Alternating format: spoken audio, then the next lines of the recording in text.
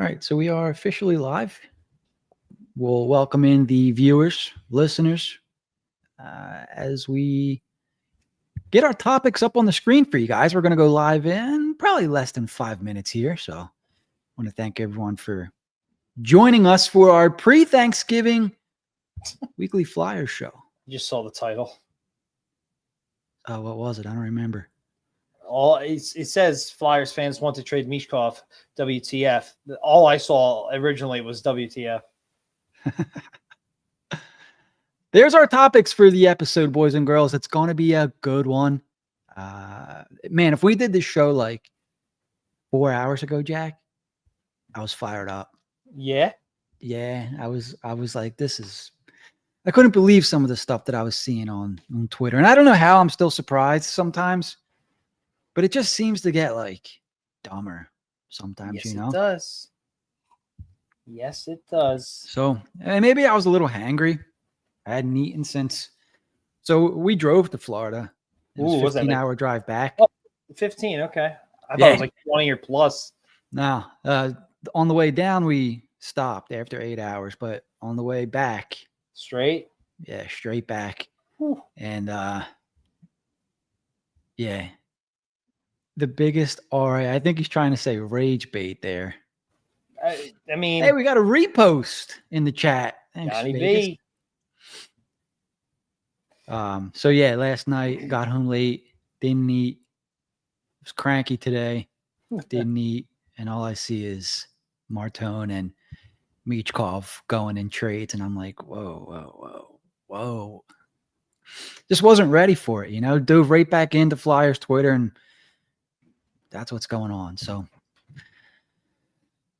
yeah, I get it. I mean, was the certain names being floated, and what's funny is the Michkov thing I saw come out like not in direct connection to Quinn Hughes at first, you know, and I was like, what? Like they're going to do it. And I had seen it before as like a clear joke, or that article rather, where it was like to improve morale, you know, and now this, it's like, gee, what is going on? Yeah. So we'll have Jack and I both came up with some trade predictions or what a trade. Oh, it's your title, Jim. You're the rage baiter, not everything on Twitter the last day and a half. I mean, don't you think there is a method to my madness now? You know? Look at your hat. Of course you're mad. Yeah. I mean, I think by year 8, started to figure this thing out a little bit. Here, Jim, here's for you. I'm a 5'1", tall or short. I have no idea. You know, I golfed with a couple Swedish guys on Friday, and they were making fun of me because I didn't know how to clock the flag in meters, because that's what they use, their little rangefinder. So every time I asked them for the yardage, they go, we use meters, and they would tell me the meter yardage. The European? What's that? The European or something? Yeah, they don't use yards over there. Oh, you were over there. Okay, that makes sense. No, we were here. They were here. Well, are they European? Meters on there. They were from Sweden. Okay, yeah. No, I get it. I'm surprised they were saying something to you in America, but you know. Yeah, they were funny. They were good dudes. We had a good time. Yeah. Trading each call Johnny P. Are people insane? That's yes, they are. They're crazy across the board.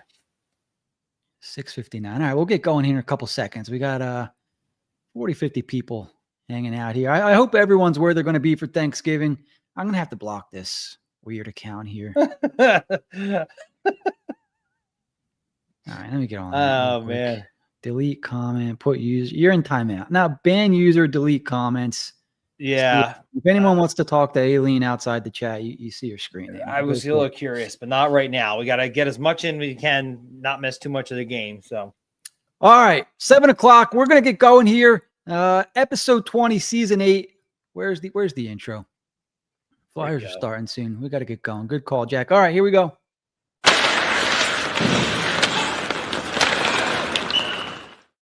What's up, you beauties? Welcome back to another episode of HW Hockey. I'm joined, as always, by Jack. We have a lot to talk about tonight. If you're watching on YouTube, please make sure to hit that subscribe and like button. Our goal for the episode is 50 likes.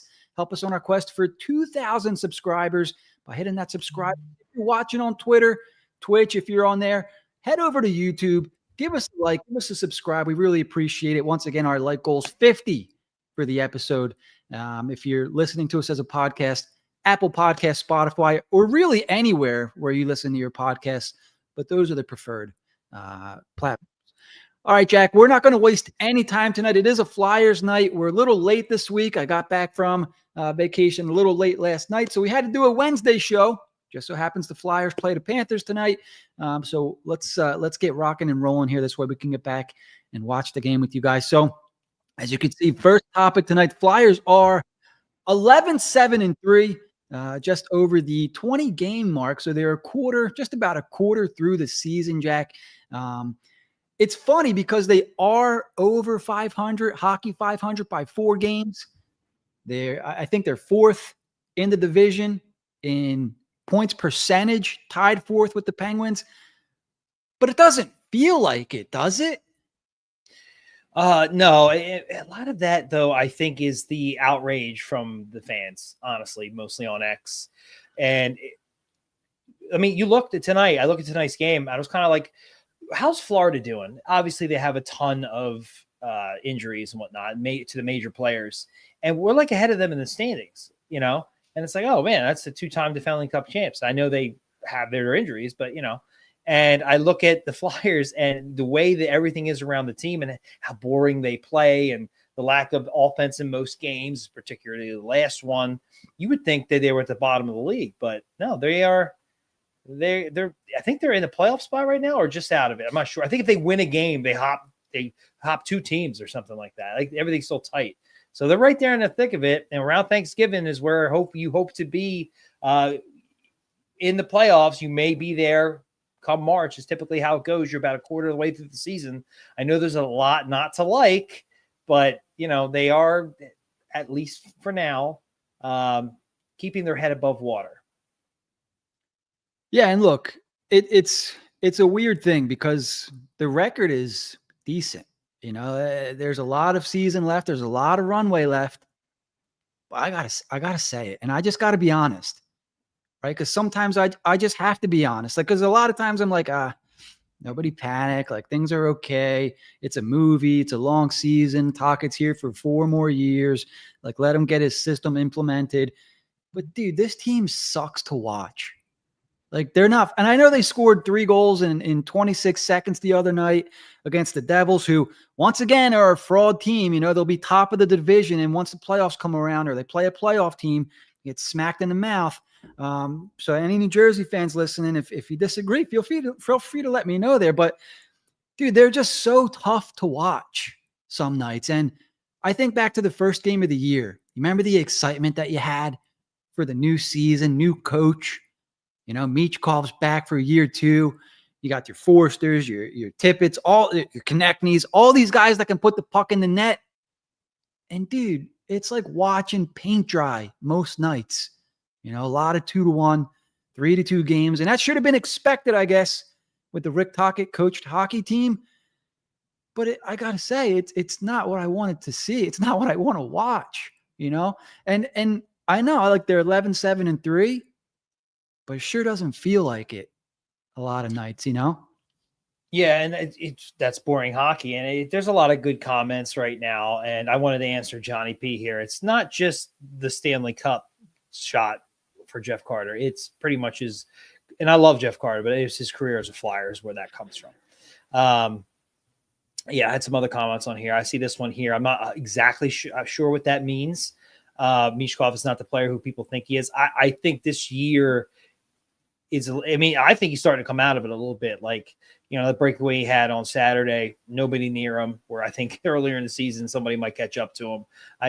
They're young guys. They're young kids. I think that's like a message through this whole season, this young season. And I understand some of the veterans, a lot of hate towards Konechny, and rightfully so.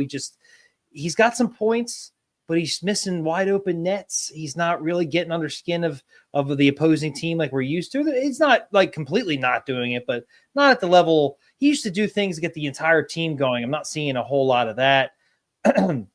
I really wonder where this team would be had they just stuck with everybody they had last year. No Zegras, no Vladar, not even a Dvorak.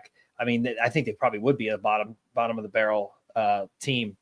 But like, you got young guys still developing. It's a brand new system, and no matter what anybody says, it's going to. I believe it takes like up to 30 games or more, according to the coaches. They asked Tocchet, I believe, what his first year in Vancouver, what was such a success and how the team understood things right away. He was hired the previous season, got like 30 games under their belt, had an off season and a preseason, and then they came out and they looked pretty good. I think that is underrated, understanding the system. Now, at the end of the day, no matter what happens, you may not like the system, and if it stays like this, I get it. It's boring hockey. But I do think we need to understand that this is a process. This whole thing is a process, top to bottom. It's going to take time. And people aren't ready for that. They've had enough waiting. They're done. They were told we're turning a corner. I think that was more of a philosophy thing, and it's a little different in practice. But it's going to take time. It's not going to snap your fingers and happen overnight. I can't think of very many new coaches that just step in and the team's gangbusters, unless it's like the same system or, something like that. This is different. It's going to be different. It's going to take time. And I think I just see anything this team does, it's on Twitter and it's being criticized, whether it's Tocchet, whether it's Michkov, whoever, to connect me, whoever. It's like, my God, man, like even if we were really good this year or better than we expected, not really good. Like, what's the ultimate goal? You think they're going to like make a playoff run or something? Like, they're not that team. They're not there yet. I get it. We want them to win, but they're not there yet. It's a process. Like, I think people need to pump the brakes, relax, and calm down. Yes, we want to see certain individual players play well. The only thing that I'm keeping an eye on is the overall system for Tocchet, because I don't like boring hockey. I'm hoping it's a combination of, like, let's look at the Tampa Bay game. That was one of the worst, most boring games I'd seen all season. And there's a couple like that. At the same time, the Flyers had no energy. There was no energy in that game for the Flyers. It wasn't just the system. There was no energy.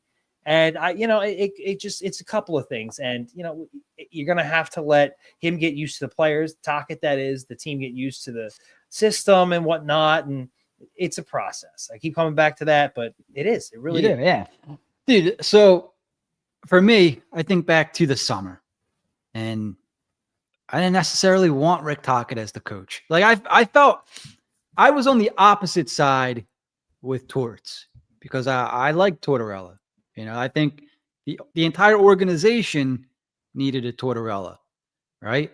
Things got weird at the end. They usually do. Whatever. We move on.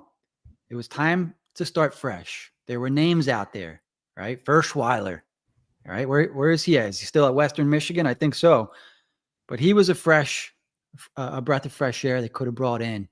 Bring along the new guys. Bring your success, whatever. And maybe he would have been the wrong choice. But when we heard, okay, Rick Tocchet, it was kind of like, there was disappointment, right? We remember back in the summer. And now I think, like, it's, man, we're only 20 games in, we got 4.5 more years. They signed him to a 5-year deal, right? Uh-huh. I'm like, is he going to make 4.5 years? This is tough to watch. Like, they have offensive players, right? I'm thinking of, the same guys that we mention every week: Zegras, Tippett, Forster, Konechny. Like, they have a lot of guys that can put the puck in the net, but they're winning games 2-1, 3-2. They have to go to overtime. They have to go to shootouts. Now, there are some guys that are playing better. Cam York comes to mind. They mentioned him in the summer, like they want to see more offense out of York. All right, we're seeing some. I think he's got 10 points in 14, 15 games, something like that. Certain players are coming along. Brink looked good for a little bit there. Drysdale looked good for a little bit there. But they have a forward group, in my opinion. And look, I know wingers need centers, and that's something the Flyers lack, right? Because I'm sure we'll talk about Couturier at some point. Noah Cates is not exactly the prototypical top 6 guy, but he's looked okay. They have guys that can score, at least on paper. Something's just not adding up. Like, why put a team of guys that can put the puck in the net and play this style? I don't know. these guys know way more than either of us combined. But it's just I think I was expecting, like, I would rather have fun than, like, only one team can win a Stanley Cup every year, right? And it's not going to be the Flyers this year, and probably not next year. So I want to enjoy watching the games. I'm not. They're boring. They're not fun. So I'm a little disappointed, I guess, is where this is all coming from. I mean, I am too. I don't want to watch boring hockey. I mean, we had to watch dog shit hockey for so long, and now we're, the one thing that keep us going through the rebuild. Like, look at last year, the whole Michkov mania. Was that stuff, the prospects, and the Devils game was fun, but like I think we're seeing more games. They take forever to score goals. They didn't bother on Monday. They're almost always getting scored. I think the last 9 straight games, they got scored on first, and it's almost always in the first period. Like, I hate that stuff. That's some of that slow start stuff reminds me of the Drew Voracek era towards the end there. And, I just, that stuff is infuriating, but I'm telling I don't know what else to say besides you have an imperfect team. You have a new head coach. Like, you're trying to develop and win at the same time with a new guy at the helm. It's not going to just work right away. Like, it's just not. And it's going to take more games that people, I think most people will be, oh, let's take 10 or 12 games. It's like, it's not. It's going to take way more than that. It wouldn't surprise me if it took half the season or more. And in the meantime, all things considered, they're not, I mean, the standings are pretty tight, but they're not that bad. And it sucks to sit through slog fests, especially a team like Tampa. Like, you look how wide open the game was against the Devils, and Tampa it's like, they just like, yeah, we're not going to do that. And they just grind you in the dust, and it just completely shut you down. Some of that stuff that happens to young teams, like another team like Tampa, who's been a top tier league for how long now? They're going to know how to play these games. They're going to know how to beat you in a multitude of ways. And we're not going to play wide open hockey with them. We're going to grind them into dust, which is essentially what they did. The Flyers had no energy, and it's easy to say certain things and you're not necessarily wrong, but like, it's a process. I hate to keep saying that, but it's going to take time. It's going to take more patience. And I don't honestly know. And I get what you're saying, Jim, about having it be fun. So I'll take that out of it. I thought the system be a little bit better than that. And I'm not a fan of the dump and chase. I like it as almost like a last resort, not a plan. I'm not big on giving up possession, especially in today's game. But like, I don't know what people expected. Like, if they don't sign Lavallard, where are they? How bad is the season? Because nobody saw that signing was like, oh wow, we're set. Like, that's a great point. I mean, that's a great point, Jack. Super lucky. I mean, Zegras we kind of expected to be good. Maybe not this good, but good. But without Vladar, it's Urson and who? And what are they doing? Like, holy cow. Well, that I guess that's a great point. Without a goalie, where is this team? They're bottom 5, without a doubt. And for that to happen, in my opinion, like, there's talent on the roster. For them to look the way they do, like, some of these games they're winning 2-1, 3-2, whatever it is, they could easily be losing 5-2, for whatever. But yeah, Vladar, that's a great point. That's something to keep an eye on if the offense never comes around throughout this season. How many wins does Vladar, save for the Flyers? So great point. Something to keep an eye on. They could very well be bottom of the division, bottom of the Eastern Conference. So I don't want this to be all doom and gloom, though. I mean, ultimately, since we last talked, they went 2-1. Yeah, like I think you had them losing to the Blues and maybe beating the Devils, and I had them sneaking by the Blues and losing to the Devils, and they beat both of those teams. Yeah, yeah, and they looked real good against the Devils. I will say about Vladar, though, Devils could have got back into that game. He had to look sharp, and I think that goes unnoticed because they were up so much so early. But and then I think the Tampa took one game. It brings everybody back down to earth. This is going to happen with this team. They're not there. They don't have the talent, and yes, a lot of it's the system as well. It's not going to be fun, unfortunately.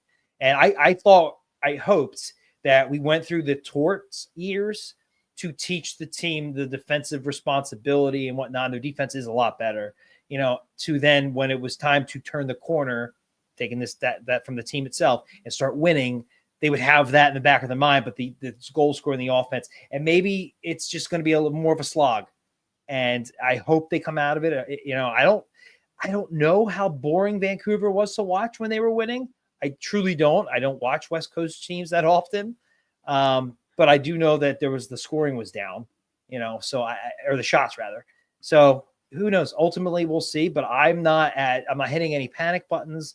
I'm not freaking out. I'm certainly not willing to trade Michkov just because. If you want to talk about another potential trade later, sure. But just because it's just dumb. It's just stupid. So. Yeah, I think maybe where people get a little freaked out is a player that everyone wanted to trade for, Elias Pettersson, right? 102-point season, 39 goals, 63 assists before Tocchet. Tocchet gets there, goes down to 89 points. The year after, and only 64 games, mind you, 45 points. The offense dwindles. Now it seems to be coming back slowly, 20 points in 23 games. I don't know. Look, I don't want to say that I'm worried, but I would actually say that there is talent on this roster and they're not getting the most out of them offensively. Maybe they're trying to do the defensive game, right? And win some games that maybe they shouldn't. But I don't want to watch that. Maybe that will work in the playoffs when they're ready. So maybe that's the whole plan.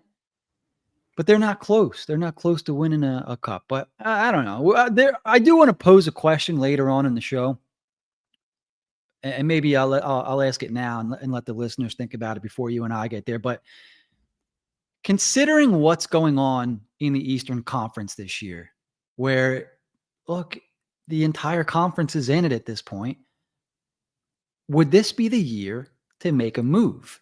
And it's going to tie in with our major topic of the night. The whole Quinn Hughes speculation. We'll get there. But would this be a year to make a move and maybe sneak through a couple rounds of the playoffs where there's a lot of, I don't want to say it's mediocrity, but there's also some parity happening in the Eastern Conference, so something to ponder, and we'll get there when we get there. But let's move on to our next topic.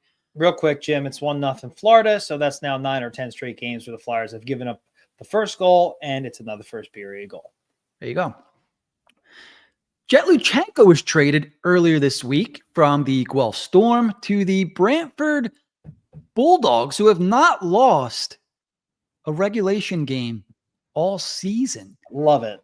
That's a massive trade. I didn't know that. Exactly what needed to happen. I knew they were the best team in the OHL, but I didn't know that they didn't lose in regulation. That's fantastic. Yeah. Powerhouse, juggernaut squad, a lot of offense up there. I want to say Jay O'Brien. It's not Jay O'Brien. Who's the O'Brien that got drafted this year? Jake O'Brien is up. Jake O'Brien's up there. Another guy whose name escapes me, but they have a bunch of guys that can put the puck in the net. It's an ideal situation for a player of Jetluchenko's skill set with the speed. He can pass the puck. Good defensively. He's not going to have to carry the load for this team. He's going to be able to contribute in the ways that he can, and maybe some pressure will be taken off as well. So thoughts on the trade? It's what needed to happen. I don't think it was I prefer Jet in the AHL. Obviously that can't happen, but you want him to go to a place where they're just winning is the culture. And that's exactly where he went. I also love that Jay McKee's the head coach over there, strong ties to the Flyers. You're going to want that when your prospects over there. And yeah, I want him. And it's not that it was as bad as last year. I don't know what Guelph's record is this year right 500. now.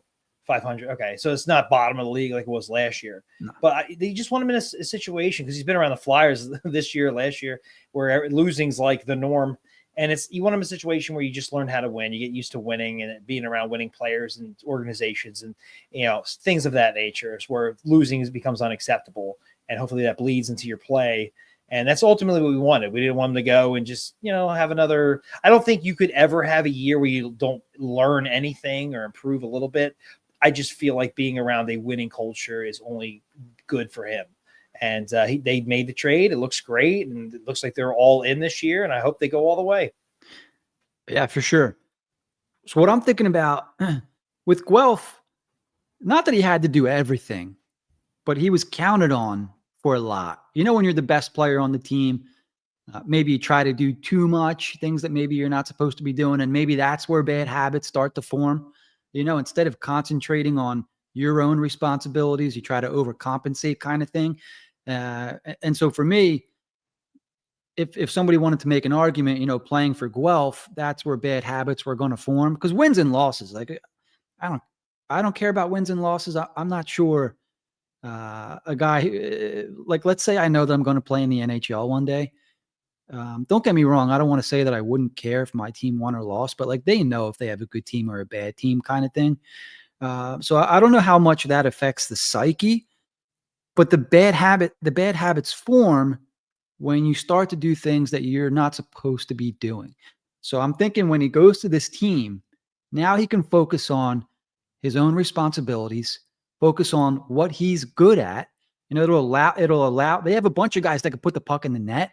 It will allow him to play his game, use his speed, use his IQ, use his playmaking, because that's what he is. And sure, like maybe playing with better offensive talent, he'll find himself in better scoring opportunities and he'll be able to work on shots and take shots where he maybe wasn't before. And hopefully that carries over when he turns pro. You know, he builds these habits like, oh, you know, I can shoot the puck when I get it in this area kind of thing. You know, I don't always have to dish it off. So I'm hoping that he can just fine tune himself, you know, refine the skills that he already has. So that's what I'm excited for. I hope they make a deep, long run there with Brantford. I think that was the team that Porter Martone last played for, if I'm not mistaken. He was traded from Brampton. So that's a cool little coincidence there. Let me double check myself. Yeah, I didn't know that. I'm sure somebody in the chat will get me. He's one other thing. It's like, yeah, you were saying he could focus on other things. And, yeah, he spent some time with the Flyers, and the number one thing they wanted him to do was shoot. So maybe playing with some better players will give him an opportunity just to do a little less dishing and a little more shooting. And hopefully that carries over into next year. I was wrong, by the way. He played for the Mississauga Steelheads, and they became the Brampton Steelheads. So way off there. Never played for what the hell team what team are we talking about? Brampton Bulldogs. Bulldogs, yes. All right. So there's all kinds of name changes going on there. All right. So he did play for Brampton, but yeah. Okay, let's move on here. So before I sound more dumb. Okay. So yeah, good trade, exciting stuff. Hopefully we see Luchenko improve and with the Phantoms next season. Or even with the Flyers. Who knows? Hey. Okay. Topic number 3. Well, we already kind of talked about Rick Tocchet. Yeah. And, you know, I know we're 20 games in. Is it too early? I'll ask the chat. Is it too early to think about the coach? Are you guys frustrated? You know, do you wish they went somewhere else? Are you prepared? Do you think this is going to be it? You'll be watching this every night. Flyers having to come back 1-2 goals down just to get it to overtime. And, you know, maybe against a worse off team, they take it to the shootout and they win. But as we saw against a team like Edmonton, you take them to overtime, they're going to beat you if you make a mistake. So let us know in the chat. We won't carry on too long with Rick Tocchet. We have a half an hour left, and we have 2 or 3 big time topics. So before we get to the Quinn Hughes trade talk, I have the bonus question here. I'm going to sneak that in before the Quinn Hughes. It's kind of going to lead into that. I posed it a little bit earlier in the show, Jack, so I'll ask it again. With everything that's going on in the Eastern Conference, right? It's kind of just a crapshoot this year. Could this be a year, a sneaky year, where you make a significant roster shuffle? Not sure what it is that helps propel you into the playoffs, and maybe you win a round or two. Who knows? Like maybe there's belief. The way the Flyers play, I believe that they could maybe steal a playoff series if they make it, but I'm not sure they're built for the regular season the way they play, if that makes sense. What do you think? I guess. I mean, if Risto comes back and he's, you know, really solidifies that defense more, and then they go out and get, like, for me, it's like who would they? I don't know who that player would be, and I don't think they should be adding this year. If they barely make the playoffs, they're going to be playing a really good team. So it's going to be tough to steal anything. And, I would hope that whatever move they do make, and if they do it regular season, it's more of a long-term view. And that just doesn't really happen that often. I think I'm pretty set on them riding this out, making some small tweaks if they're really close, not giving up too many assets unless something like, God forbid, Buffalo completely bottoms out and, Darlene and Thompson are available. Same with Vancouver, but there's a little caveat to the Vancouver contracts. So is it possible? Sure. I don't think it happens. I don't think they're looking for that. I think the offseason, even before July 1 is, or the draft, I think that's when the time for the trade would be if the right person's available. Yeah. And even after everything that I said that I was complaining about with Tocchet, I just wonder if they're like 7, 8 seed and there's an opportunity towards the trade deadline to move up into like, I don't know, 4, 5, 6 seed. Do they do something? Because they still have to get Ristolainen back here. Right. I think if they were in that position, they may make a small move. Like right now, apparently they're looking for bottom 6 center depth. I think that's about what they would do. I don't see anything significant. I don't see giving up a first-round pick for a rental. I don't think there's any rental outside of a low-level guy who costs you a fourth-round pick or something. I don't see anything like that happening. Maybe if there's a long-term solution, that we can discuss that, but I don't think to do anything in the short term to maybe seal around. I think them just making the playoffs is enough for them to, in their eyes, attract free agents, attract somebody in a trade who would want to sign long-term to show they're moving in the right direction. I think that's all they're looking for this year. Yeah, I would be interested to see. Like maybe, I don't know, you head into the season and you're like, wow, this conference is not as strong as maybe originally thought. I don't know. Who knows if something's out there? But that's interesting about the depth, right? Did that piss you off when you heard that, Jack, that the Flyers were looking for a depth center? At first, I had to think about it. Obels really isn't it, and it's more solid. The fourth line is like one of the worst in hockey. Garnet Hathaway is just aching to be benched. Like he's got, you see his stat line? You see Hathaway's stat line? I didn't. 0 goals, 0 assists, 0 points. I think he's got 1 block shot, 0 shots on goal. Like he was overpaid as a fourth liner, and we loved him to like make that fourth line worth a damn. And they're nothing. Like even when Grabenkin scored, it was not on the fourth line. It was with other players who were out there. Abels managed to get one. I think he was about to be sent down, and then he scores. I think that was against the Blues. It's like they're just horrific. I understand that. I kind of get it now for just solidifying your bottom pair to kind of make you somewhat competitive this season. At first, I'm like, oh my God, they should be big fish hunting this bottom pair stuff. And I was like, then I thought about it. I was like, yeah, I guess they could use a solidifying force down there, and they really can't move Dvorak down there like we thought at the beginning of the season could be, because they need him elsewhere.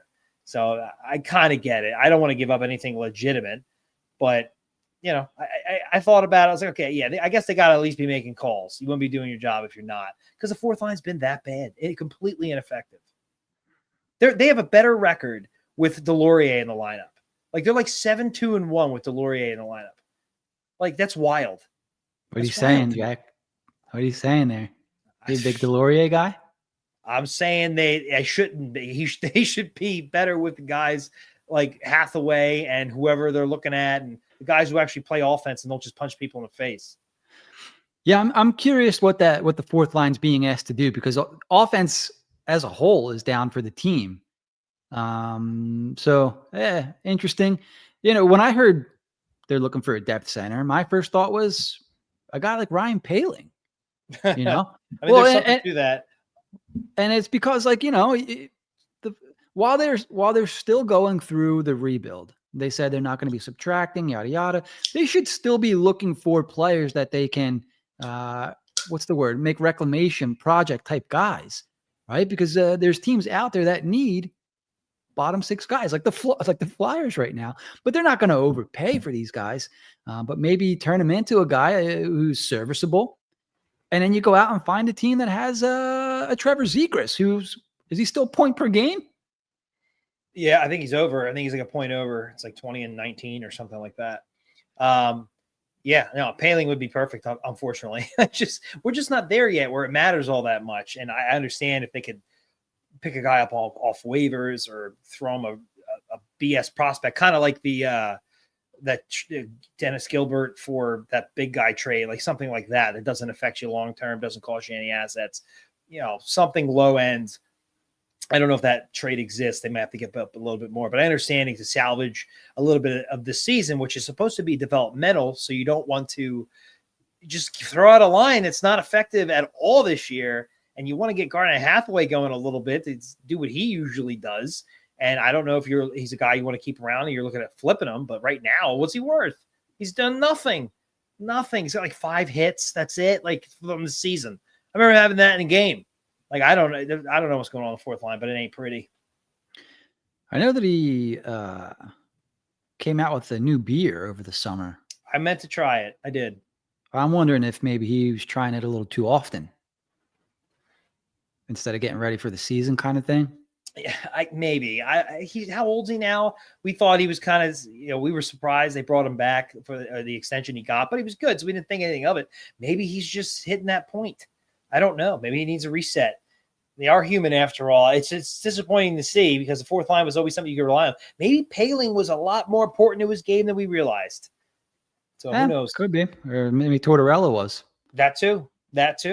Tony Escargo, thank you so much.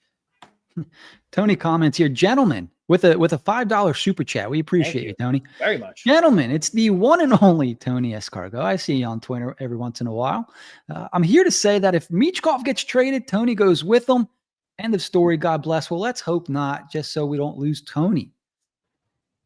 I mean, I agree with the Michkov part of it for sure. Yeah. Trading him just for the sake of trading him and all those BS rumors they're just stupid. I'm sorry. I don't understand the hate. There's so much hate nowadays. It doesn't take much for a player to just be eviscerated on X. TK's getting a lot of hate. And I'm not saying it's not like right in certain aspects, but it's like pure hate. We should have never signed him. F this, F that, F him. Open nets this. Coots is getting killed. Michkov's getting killed. Like, what did you expect this year? Why are you so angry? I get it. We want to watch fun hockey. Like, Christ, though. Like, they're not there. They're not these 100-point players. I don't know. It's just wild. Yeah. Tony, thanks again. Happy Thanksgiving. Hopefully we see you in here again soon. Yes, thank you much. All right, so let's kind of dive in. We got a little over 20 minutes left. Let's dive into our hot topic of the night. And obviously the Michkov talk. Well, let me ask you this, Jack, because I wasn't really on Twitter for the last maybe 4 or 5 days. And I really spent time on there today or this morning for the first time in a while. And all I see is people coming up with trade scenarios with Porter Martin or Matvei Michkov. And I think Ant had, who would you rather trade, Michkov or Martin? And I'm like, why are we doing this?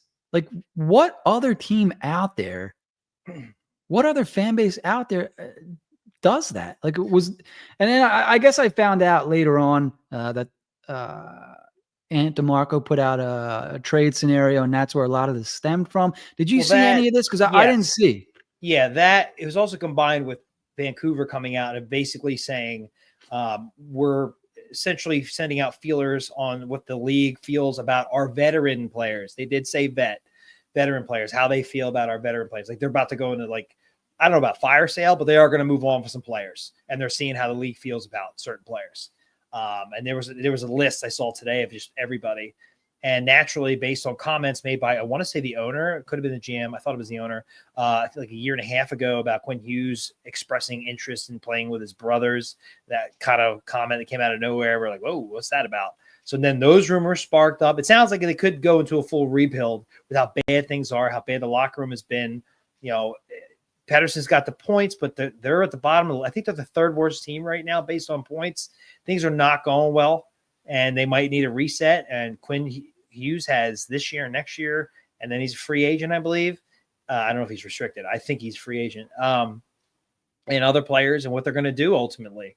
And I don't know what their prospect pool looks like, but they got a lot of older guys like Tyler Myers is still out there. Brock Besser, what's going on with him? Not that he's older, but like he's been there for a long. They got these players and they're not winning. It's not working.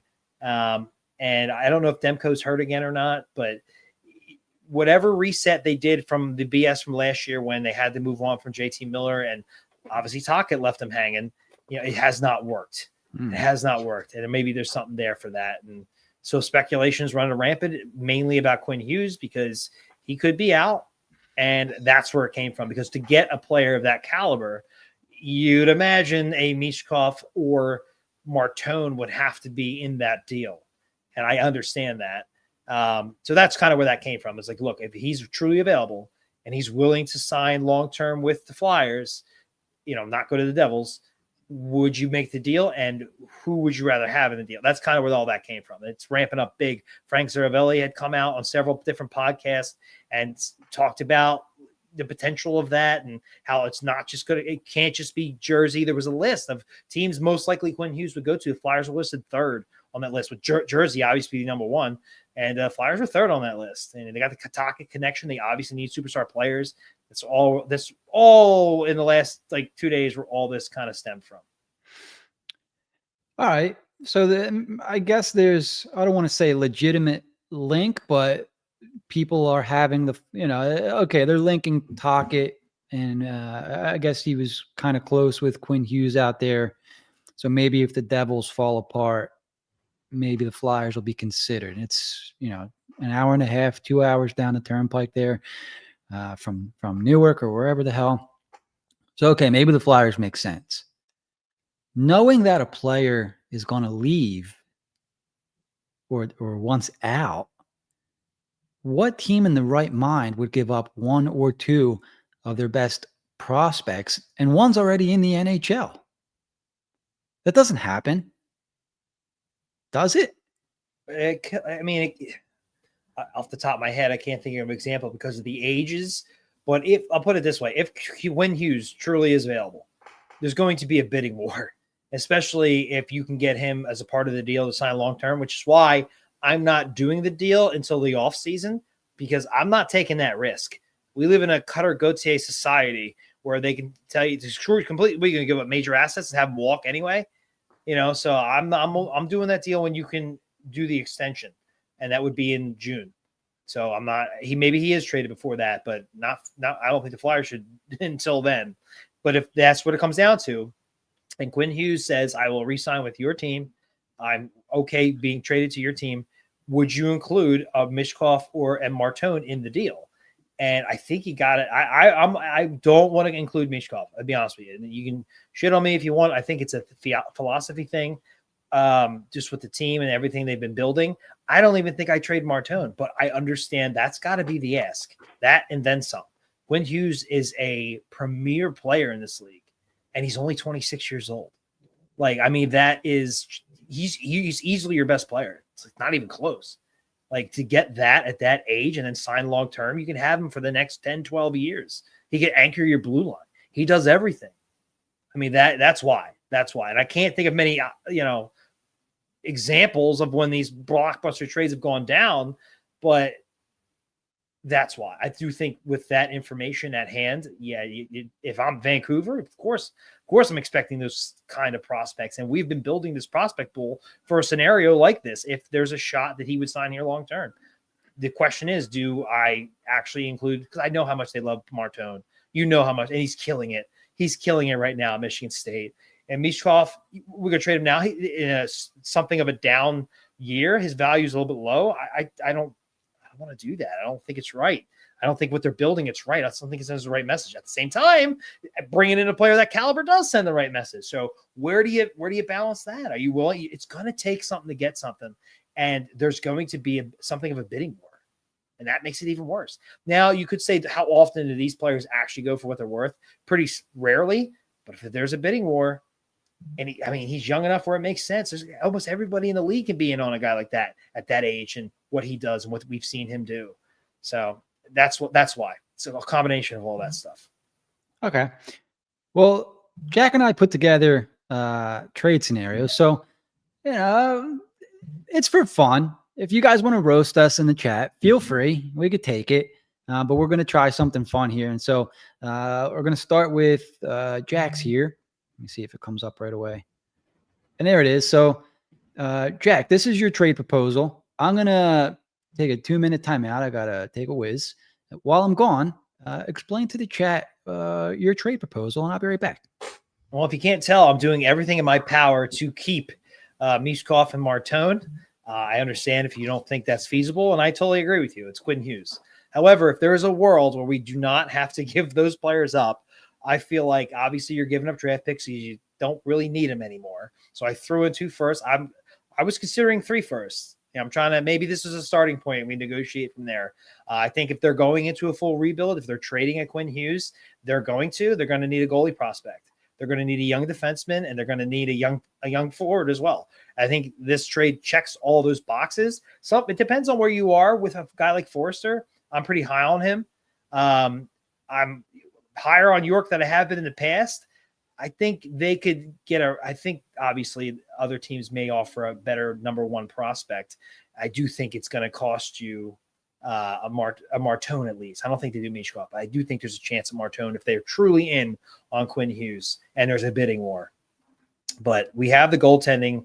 We still have Kolosov, but we still have Zavregan mainly, and we have Vladar. So I'm fine moving on from a prospect. If you're getting Quinn Hughes, I'm fine moving on from a defensive prospect. We don't need the picks. Here, tell me, Schmiegel, who's it a bad trade for, Vancouver or the Flyers? Because if you're saying the Flyers, I would love to see your trade proposal. You're going to give up less for Quinn Hughes? Hit me. And I hate giving up Forster. He's one of my favorite prospects on the team. But again, you got to give to get. I could see everything's going well here. Actually, you got 1-1 here. You got 1 good vote and 1 bad vote. I've never seen Schmiegel before, but hopefully I'm waiting for his rebuttal. I'm waiting for his rebuttal. Oh, did you respond to him already? I asked. I said, look, they already know I'm doing whatever I can to keep Michkov from Martone, and realistically, I think somebody's going to end up going in a trade like that. So I threw out something to try to avoid that, and it's the best I could come up with. I have no problem giving up the draft capital. I have no problem giving a goaltending prospect with all the goaltending prospects we have, including Vladar. Cam York, I mean, you're getting a defenseman back, so you have to give up a defenseman. I really think it comes down to Forster, is where you stand on him. And I actually really like Forster. But at the end of the day, he's a wing. We have tons of wings. I don't think they're going to take Tippett. Like, if that going to hold you back from Quinn Hughes? If I do the same trade, but I offer Tippett instead of Forster, and the Canucks we'll do it for Forster instead of Tippett, you're going to say no for Quinn, a 26-year-old Quinn Hughes? I think you're crazy. I think you're absolutely crazy. Yeah, so. I mean, look, I don't know what this looks like from a Canucks fan point of view, but from a Flyers fan point of view, they want Michkov and Martone from a Canucks fan point of view, and I get it. Yeah, I get it. I would be the same way. Like, you got to get everything you can. Yeah, I mean, but that will never happen. From Flyers fan point of view, like, I think I could stomach this. Like, I like Forster. It's Forster documented that I wanted the Flyers to draft him. Also documented, not the biggest Cam York guy, but playing very well this season. And I do like Carson Bjarnason. I think he's kind of the forgotten man, having a decent year in the AHL. And then, of course, the picks, who I think the Flyers have 2 first-round picks in 2027. One of them's the Leafs. So I'm okay moving a 2027 one. I think the tough part could be a high. Yep, sorry, go ahead. I mean, the tough part for the Flyers would be 2026. I think they have 1st, 2nd, 3rd, and they don't have a 4th and 5th.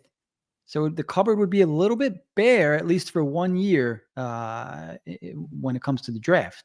But I don't think this is it's like I said, from the Vancouver point of view, I don't know what an even swap looks like. Obviously, everybody always wants stars for your stars. That's not how trades work unless it's 1-for-1. I disagree, Johnny. I mean, you got to understand. First off, what do you say? If they're making this trade, that 2026 first will be. I'm only doing this in the off season because I'm not doing it at the deadline and having them walk because you can't sign an extension. So they'll know where they're drafting that pick. You say take out the picks. It's Quinn Hughes at 26 years old. Like, I don't understand. They're going to ask for Michkov, Martone plus. And I'm doing everything I can to make sure that those players remain untouched. You have a plethora of wingers. They're not taking Tippett. Like, I'm telling you, like, the Forrester's, if it's a rebuilding team, they're going to want every youth. That entire trade is youth. All five slots of it. And I love Forrester too. You think you're going to make a trade like this and have it not hurt? You're going to acquire Quinn Hughes when almost the entire league is involved trying to acquire this guy. And you don't think it's going to hurt? It's going to hurt. Now, mostly trades like this don't have a ton of pieces. So I could see like a smaller trade with bigger names. But again, I'm trying to avoid Martone here if I can. And this hurts. This trade still hurts. With keeping Michkov, Martone, this trade hurts. And the number one name of it is Forrester. But at the end of the day, this Quinn Hughes is a top 10 player in the league. Like, Christ's sake. When's the last time we had a guy that good? Like Drew? Like, come on. Like, I mean, and even then you can make an argument. See, I could see this is more of I can see them saying no, seriously. They're going to say, no, we want a top tier prospect. We want Martone. That is what I expected. I expected more of that. But the whole point of the trade is to avoid Michkov from Martone. So, hey, start there. And I think Vancouver would ask for more and maybe negotiate or something like that. I forgot all about Jet. Michkov, Jet, Bonk 2 first. I could see Vancouver coming in with that. I wouldn't do that, though. Hell no. I could see Vancouver asking that. Yeah, there was no way that trade would go down. Michkov's got too much to go along with Jet, Bonk, and 2 first. See, you see how wide open everybody is top to bottom? I got one saying it hurts. I'll stop watching the Flyers if they give up that much. And I got other people saying it's not even close to what it would take to acquire. They got to give up Michkov. Yeah. All right, well, let's get to mine. Hang on a second here. Let's get to mine, and then if we want to roast mine as well, we can absolutely do that. Let me see if I can get this on here. I mean, I didn't think you didn't even get it that bad, Jack. Let's see if I'm going to get it here. And I don't mind being roasted. So could be true. Give me your worst. All right, here we go. Hit him. We saw Jack's. Here's Jim's. So I kind of modeled mine after yours, Jack. As you can see, there's a forward, a defenseman, a goalie, and then I left the picks. So I guess where we could argue, or where the chat can talk, is players. And so I included Konechny. Isn't he cousins with Brock Besser? Something like that. Yeah, I think it is cousins. So sending him home to be with his cousin, right? He's still top 6, top line winger. I checked out Vancouver's roster, and not the strongest team at wing. They signed guys like Evander Kane, and I know Garland's a little shorter, but both are on their last year, their deals. And they're Bo Horvat, thank you. Yes. Both are on the last year of their deals. Evander Kane plays a gritty style game, right? He's not going to be here after the year. So maybe Konechny's brought in to replace that. He's got that nice long contract. Now, I know he is 28, but he's not like an old 28. And things are a little weird for him right now with the Flyers, right? Like, is that fair to say? Like, yeah, sure, he's almost point per game, but it's been a weird season for him. He's got a lot of empty net goals. We expect more from TK, a little bit more bite, a little bit more fire. It doesn't seem like he's engaged in every shift, if that's fair to say. So, look, I'm not saying I want to move TK, but for the sake of tossing up trade deals and whatnot, I wonder, does he, and Vineet mentions he's got the no movement clause. I wonder, would he accept a move to Vancouver? I don't know. And then I put in Oliver Bonk for defense.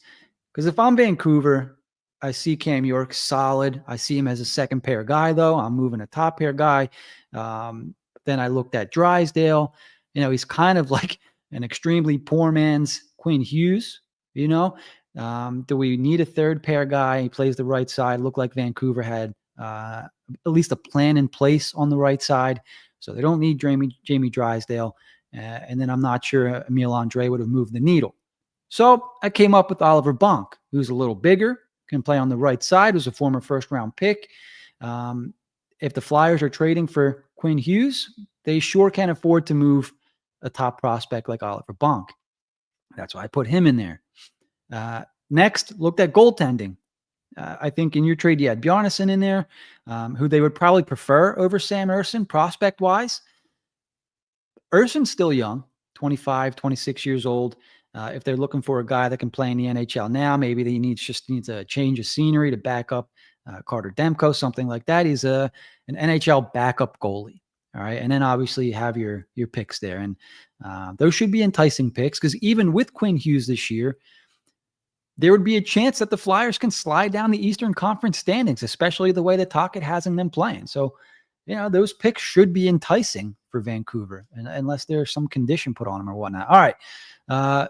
So, Jack, go ahead. I'm going to look through the chat comments and see how bad I'm getting roasted here. Well, I'll start with the good. I think that the draft picks are just a different variation of mine, so that's fine. One thing I wanted to ask you, though, are you making this trade at the deadline or in the offseason? Because they'll know where the 2026 first is if it's the offseason for the extension. But if you're just staying today, then there is risk. Yeah, good question. I didn't really think about that. So whatever makes more sense there, I guess. Yeah. Bonk's a decent prospect. They're going to want to get, if you're moving on from Quinn Hughes, this is my thing. If you're trading Quinn Hughes and you're not trading him in some kind of wild deal where you're getting a stud for stud deal, which I can't even think of it like a deal like that. If you're just trading him, I think you're signifying a rebuild. So to me, that kind of, it's good for the draft picks and Bonk, but that kind of takes away from Travis Konechny. I don't think that fits their plans. I don't think he's waiving his no trade clause, but say you talked him into it. There's too many question marks there. I think that's a lot of cap as well. I think they would want relief, if anything, to maybe make some other moves.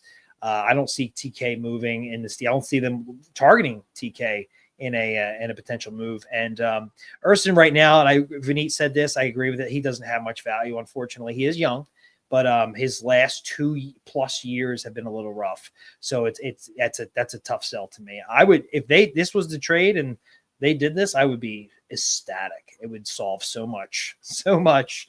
And we'd have a lot. I just feel like, do you feel like after making that move, do you feel like it hurt to do that, to pull the trigger? Or are you like, damn, we just got Quinn Hughes? That's all I'm thinking of. We just got Quinn Hughes, baby. So I know Quinn Hughes can put up 70 points as a defenseman, right?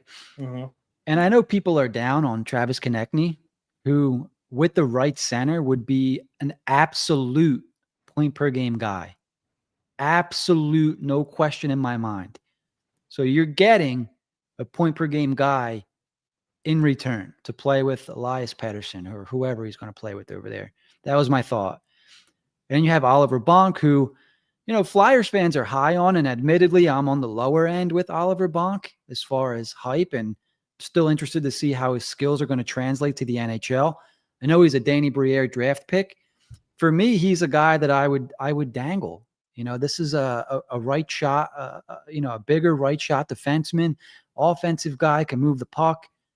I would think that if he's what Flyers fans think he is, that other organizations would say, yeah, we'll take Oliver Bonk. Sure. Former first round right shot defenseman, played for the London Knights and put up great numbers. Pass him on over. Sam Ersson kind of looks like a toss in, right? But if you look at Vancouver, I don't know their goalie prospects, but they could use a little bit of help there. Yeah, and this is funny. Lyndon said this. I'm like, Lyndon, I wanted to put Tippett, but I had to go with Forrester. I'm just trying to view it from Vancouver side the best I can, and without including Martin or Michkov, and I just couldn't do it. I agree with Purgatory here. That would be a phenomenal trade. And if Vancouver does acquire TK, I think the next move would maybe be to flip them, because I think you still are signifying a rebuild. You're acquiring all that youth already, and you probably just want to just acquire as much young assets as you can. And maybe if you get enough, you can rebuild quicker where you don't have to move on from guys like Pettersson and whatnot, but that's easier said than done. I love this trade for the Flyers. I do. I'm ready to give up the assets to go big game hunting, because we've drafted enough. We're developing to go get a absolute stud is what they should be doing, or something, some variation of it. So trade all the draft picks, and it depends on the prospect. Urson, he just does nothing for me at this time. And Konechny, yeah, I mean, to move on from that money would be great. I love Konechny, he's one of my favorite players, but like, he's going to be older by the time we're ready to roll. He's already looking like he's not the same player a little bit. It could just be a little thing here, but who knows? But by the time we're really ready to win, like, how old's Konechny going to be? Like, we're really pushing for it. Like, could be like 30, 31, 32. I don't know.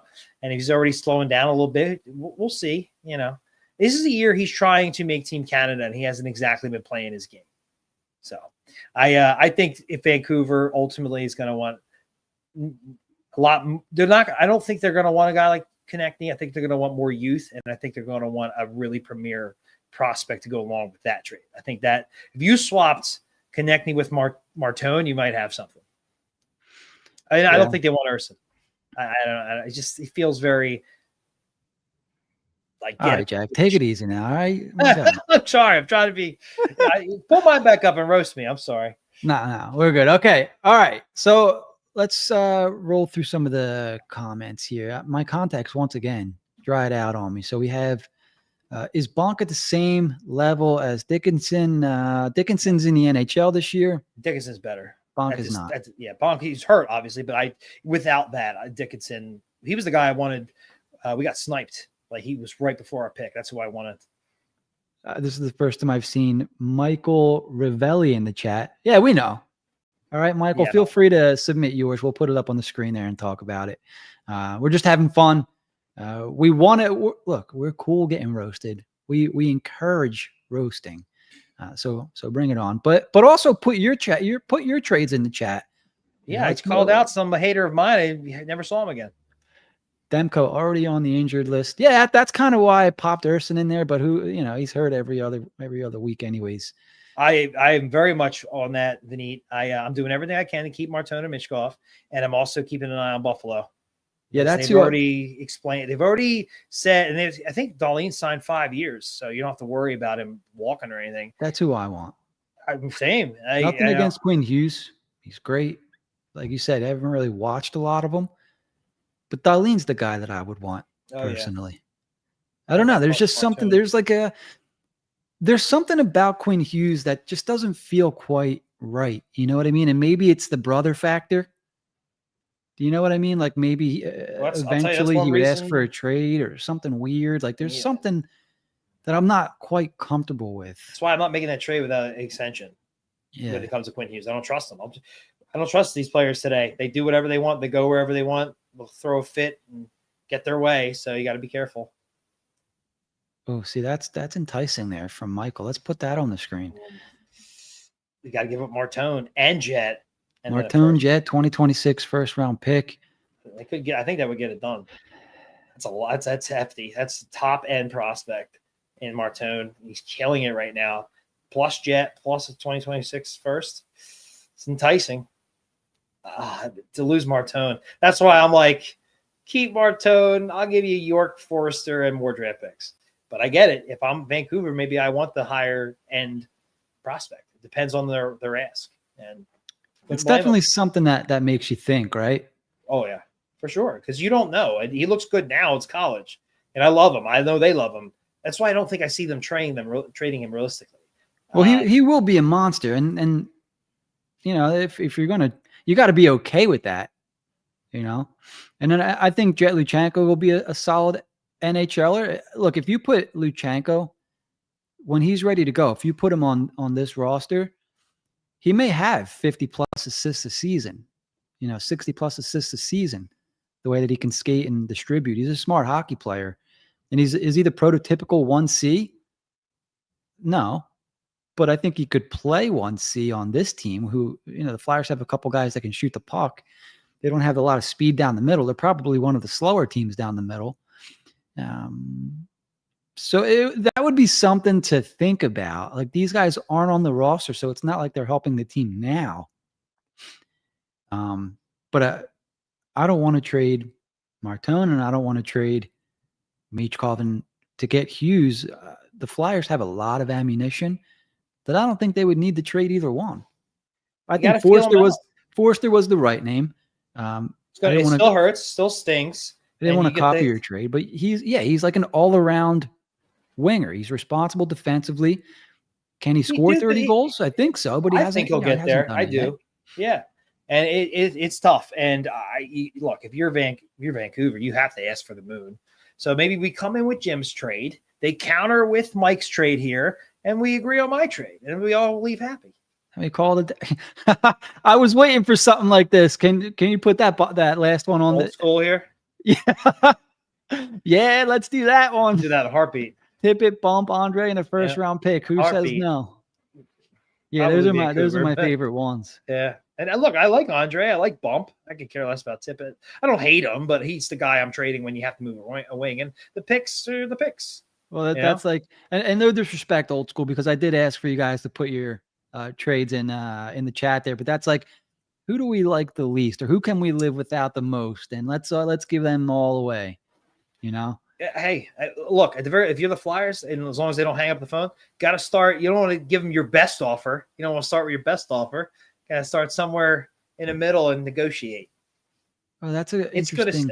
It's going to sting, though. Vinny, we missed you in here. We were talking about you a week or two ago. Some of the questions or some of the, I don't know if you put this one up already, Jack. I'm sorry. Where? So Vinny poses the question, which small defense do you remember dominating the NHL playoffs in the last 15 years other than Makar?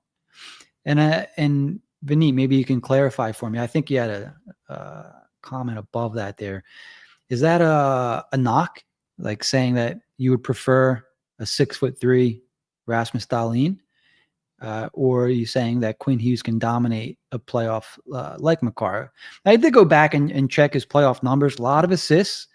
I'm sure a lot of them, on the power play, secondary assists. Yeah, Quinn Hughes. It's a shame because 2 years ago, they were right there with Edmonton Game 7, and they lost. And you see how good Edmonton is. And it's been all downhill from there. But they were looking like they were going to be a team to stay, man. I mean, Quinn Hughes, he's a good player. I understand what we're talking about here, but it's like we just need studs. And if the one's available, you got to get them and figure the rest out later. I'm holding out for Dahlin. I mean, I would prefer Dahlin as well. But what if they never do that because it's Buffalo? Although I would also rather negotiate with Buffalo than Vancouver. Buffalo makes dumb moves all the time. So, but if that happens, and the if part, it's like, do you pass on this? Look, give them your best offer. And if they want Michkov or Martone, maybe bow out. Yeah. And then it's like, well, look, we'll put our eggs in another basket. Hopefully that's Buffalo. Yeah, they're going to get shit. The Flyers are going to get shit regardless. If he gets moved elsewhere and they didn't get it, and then the report of what was offered on the table comes out or whatever. He'll end up going to Jersey, and what Jersey gives up, it'll be like, oh, well, we could have matched that with this, this, and this. And it's like, well, Vancouver kind of had their hands tied a little bit there, right? Like he wanted to go to Jersey. They wanted to do best by the player kind of thing, blah, blah, blah. Like New Jersey's going to be negotiating with themselves kind of thing, not negotiating, but what's the word? Yeah, negotiating. They're going to be trying to top their own offers. They usually say bidding against themselves. That's it, right? So I don't know. And maybe Vancouver uses a team like the Flyers said, well, the Flyers are ponying up this, and this. Can you beat that? And of course, New Jersey's going to feel pressure to bring all the brothers together. So they'll find a way to get it done, I'm sure. And, as a Flyers fan, I don't want that to happen. Would it be cool for the league to have three brothers playing on one team? Yeah, I think it would be cool. Having said that, if I'm going to go after a guy and I'm going to make a splash and, I'm really going to empty the cupboard a little bit, I need to go get the ideal guy that I want. Yeah, Quinn Hughes, top 5D, top 3D, no shade whatsoever. But we need some size, man. We need size. We need playmaking ability. We need defense. We need the total package. And that's what I'd be looking for a top pair workhorse defenseman. And that would be Rasmus Dahlin for me. How do you think that bidding war would go? I mean, you're giving up Martone in that one, at least. Then some. I mean, unless Buffalo's hands are truly tied, but then every team in the league's going to want to talk to him. Yeah, let's talk, man. I mean, I would open the doors. Like it would like something would happen there where it'd be like, damn, we got rid of that guy or we did this, you know. Still not sure that it would have to be like I don't know that it would have to be Michkov Martone. I don't know. But I would I'd give say up a Martone. lot. I don't think Michkov. I don't think they I would would give move up a Michkov. lot. I think they might consider Martone. But Potentially, yeah, yeah. I would empty the covers like you said. Figure out 1C some other way. Yeah. Because you get a guy like that.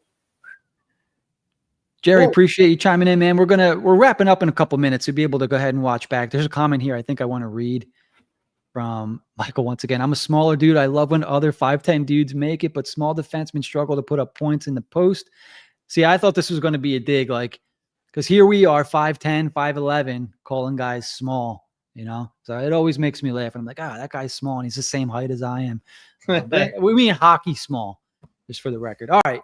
So we're an hour and 10 minutes in. Jack, did we miss anything?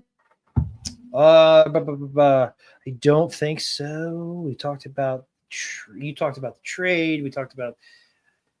I think that's everything that happened. Phantoms continuing to kill it could make some trading some of these prospects feel a little bit better. Like when Kyrou maybe making a case. Oh my God, this guy, he's been on an absolute tear. Give me a second, because I didn't check, but I think he's still like over point per game since he joined the Phantoms. 13 points. I'm sorry, this is Jordan Kyrou. Winnie Christian. But what a trade.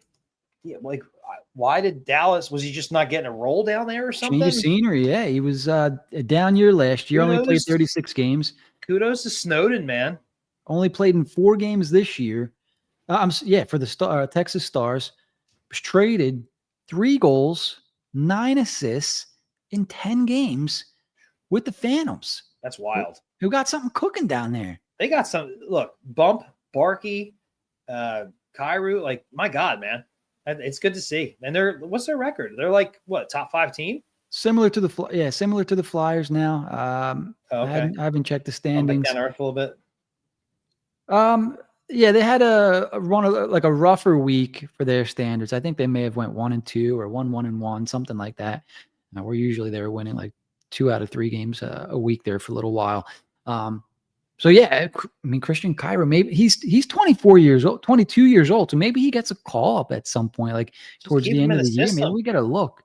He's going to make, it could, if he continues this, and probably not just this year, could make somebody like Andre expendable for a trade. I love Andre, but the writing is still on the wall for him. Like, I know everyone's like, oh yeah, he's finally playing, and it's good for him, and it is. But he's auditioning for somewhere else, in my opinion. I mean, he's top 4 defenseman right now, but Risto's not back. You know, he's playing with Drysdale, which I thought about adding him to my deal, honestly, not swapping somebody out, adding him flat out. Like, you know, and it's just, he'll be a serviceable second or third pair guy at best second pair guy. Yeah. I mean, most likely, because I don't think a lot of teams are going to like his size, apparently. Like, extremely serviceable third pair guy, in my opinion. Well, dude plays on the power play, like, for sure. Yeah. Mm-hmm. Maybe he's not your point guy, but he's got offensive skill for sure. And he's usually pretty smart with the puck. He's just a small guy. You know, there's a space for guys like that. And it wouldn't surprise me if he got traded. And I like him, but you know, point is, to really get part 2 of this rebuild phase, they got to go big fish hunting, man, big game hunting. And I don't think that's something you do mid-season. I don't even think it's something they do at the trade deadline. It just doesn't happen that way unless it's a really unique scenario. I think it's something that should and could happen this offseason. So we'll see. Let's go hunting. What do you think about Ryan O'Reilly? What do you think? For shits. But, well, for the price that he's asking, oh my God, it's 2-0 now. What do you want, a first and an A-level prospect? I'm out. Like, how the Flyers are on and we're not missing much? Who would have thought? 2-0. Let me see. Hopefully still second period. Oh, it's second period almost over. Yeah, shit. That is. Yeah. We got more people watching us than watching the Flyers tonight. I bet you. Yeah, there's a lot of people, that's for sure. You know what? It's about almost midway through the second. 2-0 Florida. What a shame. That's not good. It's good if you in the high draft. Oh, pick. yeah. They're not. How old's O'Reilly now? Like 36 or 34, something like that? Yeah. Like, yeah, no. He's this. Just, So they wanted a first and an A prospect. Yeah, no. Even for a team competing, I'm not giving that up for him. He's having a rough season. Remember how hard he was on himself against the Flyers? He was like calling himself out. I had one good year in my career. Man, that was a shame. That was a tough watch. Yeah, I mean, poor guy. Just not no. So I don't know. There's something we'll have to monitor going forward. This is what we always imagined. Like, okay, the free agency, it's not there, dried up. They're going to have to acquire these guys through trade, and we have the assets to trade. Who is it going to be? When are they going to come available? And what's it going to cost? Wow. So real quick before we wrap up, I was reading this trade proposal from Linden. Did not expect to see to Detroit for Moritz Seider. I was expecting to see Quinn Hughes at the end of that. Yeah, I mean, I like Seider too. You know, I got him in fantasy, but it's part of Detroit's rebuild. He's not going anywhere. Man, that was a massive trade there. How's he doing this year, Seider? He's a big boy, Jim. You'd like him. Yeah. He's German. German. I like the German guys. Seems like whenever they have a prospect, they always I thought you liked out. the Norwegian guys. I like the Norwegians. I like the Germans. I like the Pillagers. I'm going to stop there. Yeah, 16 points, 23 games this year for Moritz. He's laying hits. Yeah, he's fun. Fun player. All right, I think we're coming to the end of the show here. It's time to go watch the Flyers tie it up and maybe take it to a shootout. Who knows? Hey. All right, boys and girls. So Thanksgiving Eve. Happy Thanksgiving. Everybody have a safe holiday. If you're traveling tonight, if you're listening to us on the road, please drive careful. Get to your destination. Better to be safe than sorry. Enjoy, everyone. Enjoy your holiday tomorrow. Canadian friends, a normal day up there. Happy Thursday. We'll be back same time, same place next week. Don't forget, if you haven't liked and subscribed already, we're looking for 2K subs and 50 likes for the episode. So please help us out there. For Jack, I'm Jim. Don't forget to keep it high, keep it wide. We'll see you next time on HW Hockey. Happy Thanksgiving. Happy Thanksgiving, everybody. Thanks for watching HW Hockey. Remember to like, comment, and subscribe. We'll see you next time.